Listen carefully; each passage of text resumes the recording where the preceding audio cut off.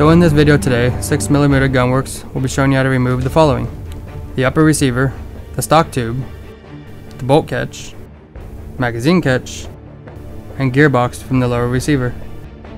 To remove the upper receiver from an Apex Mark 13 series electric blowback rifle, simply use a large punch and gently tap out the front receiver pin. The front receiver pin has a detent to prevent it from falling out of the receiver, so do not try to hammer the pin completely out of the receiver. Once the pin is fully extended, make sure your bolt cover is closed, and gently pull the upper receiver forward and off the lower receiver. You also may need to pull the charging handle back.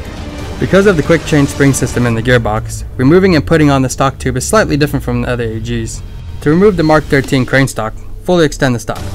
Then pull upwards on the retention pin and pull the stock off the stock tube. Using a long shaft crosshead screwdriver, unscrew the screw inside the stock tube.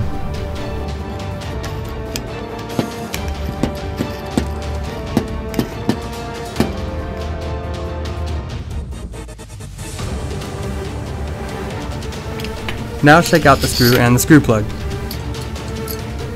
Gently pull the stock tube off the lower receiver. Be careful not to pinch or rub the low resistance wiring. When installing the stock tube, first put the stock tube on the lower receiver. Make sure the wiring is laying against the bottom of the stock tube, and gently drop in the retention screw and plug together. Place the screwdriver on the screw and line up the screw with the spring guide screw hole. Do not push the screw in. You may push the quick change spring guide out of alignment in the gearbox, which will cause damage to your gearbox when you fire the gun. Without pressure on the screw, gently thread the screw into the spring guide until firm. Do not over tighten it. Once the stock screw is firmly in place, tighten the stock tube ring against the receiver with the armor's tool until the stock tube is solidly in place.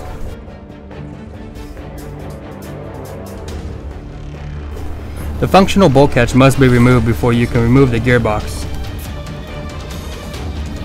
Using a thin punch, gently tap out the pin holding the bolt catch from the front. Try not to push the pin out completely, just enough to pull the bolt catch. You should put a stiff plastic sheet or rubber pad between the punch and receiver to prevent any scratching of your receiver. When reinstalling the bolt catch, note that the hooked end must be entered into the slot on the bolt catch lever for it in order to function. Be careful not to jam the bolt catch into place, as you may break off the hooked end. To put the pin back in, tap it in gently with the punch until fully seated. The ambidextrous magazine catch can be tricky to remove. Please note that the bolt catch must be removed before you can remove the magazine catch. Now depress the right side button fully into the receiver, and then you can unscrew the magazine catch bar counterclockwise on the left side.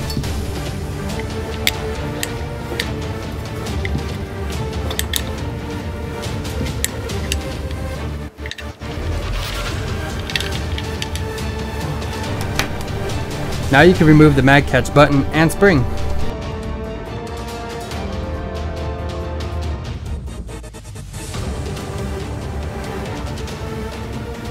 The gearbox fits very snugly inside the lower receiver. In order to remove the gearbox, you must have all the external parts removed, including the magazine catch, the bolt stop, the motor grip, stock assembly, and gearbox retention pin. Turn the selector switch to a 45-degree position between safe and semi. Pull out the rear of the gearbox as much as possible. Gently tap the end of the receiver with the rubber mallet, that way the gearbox will pop out. You can also use a flathead screwdriver to enter into the gap between the rear of the gearbox and lower receiver if there is a gap. And you can gently lever upwards on the rear of the gearbox and it will pop past the lip of the lower receiver.